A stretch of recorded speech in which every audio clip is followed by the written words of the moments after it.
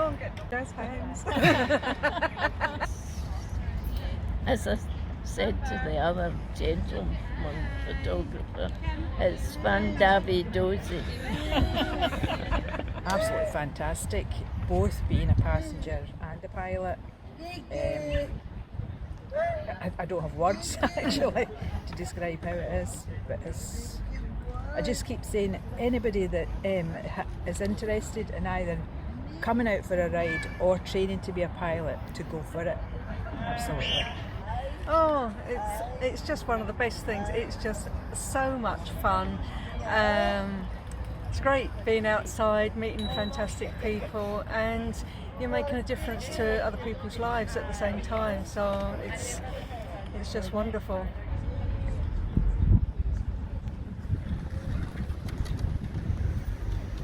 I stayed in Glasgow.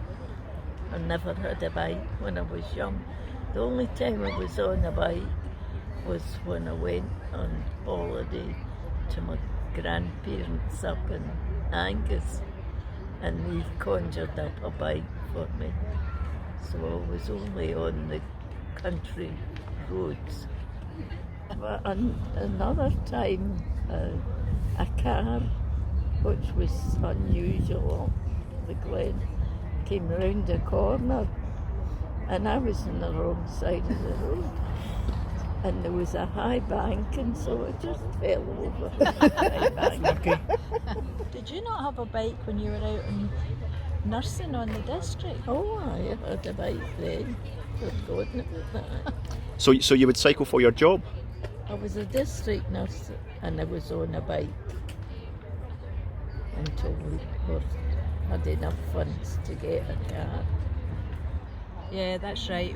There's somebody goes in every day and we do our messages or cleaning, anything that's needing done. But this is something that's absolutely totally different. I don't think there's anything else like it. Just I'm set free. And you don't need to pedal the bike. No, this lovely lady here to pedal the bike. It's more important to be able to chat about different things and think about the social aspects of what you're doing. And I've been thinking a lot recently about, we're part of people's memories. Some of the stories of the people that are bringing a relative, a parent or whatever, on for a ride, and perhaps there's health issues or the dementia and things like that, and you are being part of those memories for people, because I know that happens for me.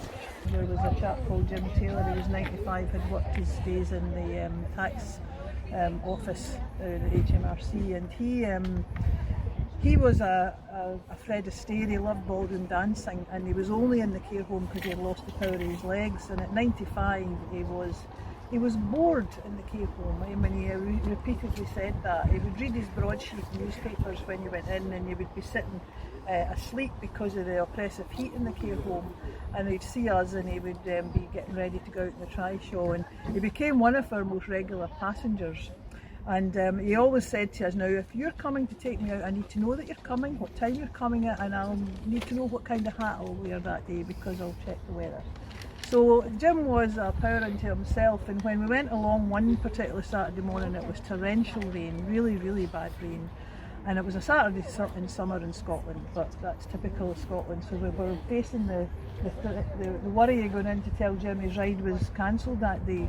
So we went in, and of course he sat with his jacket and his hat on, appropriate for the weather, and I said, Jim, the ride's going to have to be cancelled, it's really torrential. It's only rain, we're going. So off we went. I sat in the Trishaw beside him and let somebody else pilot that day because we were going to take 2 bikes, but nobody else was mad enough to go out in this rain. So we took 2 bikes to the Helix that day, and I kid you not, I had a ball.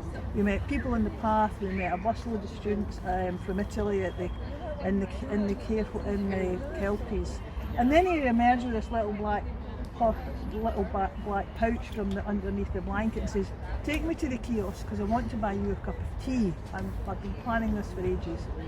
So he says, "Really, Jim, you don't need to." But anyway, we took him to the kiosk and he bought myself and the pilot a cup of tea, and we went and we were sheltering under the canopy drinking the tea, and he was meeting more people from Manchester. There was a busload hearing about all the stories of Coronation Street and everything. And then I had to drag him back 2.5 hours later, still in the torrential rain, to the care home. I said, "Jim, they're going to want you for your dinner." "No, I don't want to go back to work, we need to go back." So we went back and I helped him back into his room, Alistair, and I took off his wet jacket. Somebody put the Trishaw away, and I said, "Jim, I hope you realise how wet you are today, and was it worth it? I hope it was worth it for you." And he took my hands and he says, "You know, Christine, it was more than worth it for me today." He says, "That's the most alive I've felt in 15 years, getting out in the rain." He said, "I've had a ball, I've met so many people, I've thoroughly enjoyed my day, but the most important thing for me today was I bought you a cup of tea, and I've not been able to do that for 15 years for anybody." And I thought that sense of empowerment that he had, and the sense of fulfilment he got from just being able to buy us a simple cup of tea, it was heartbreaking realisation that sense of empowerment sits with them, because they don't get enough opportunity to make decisions for themselves.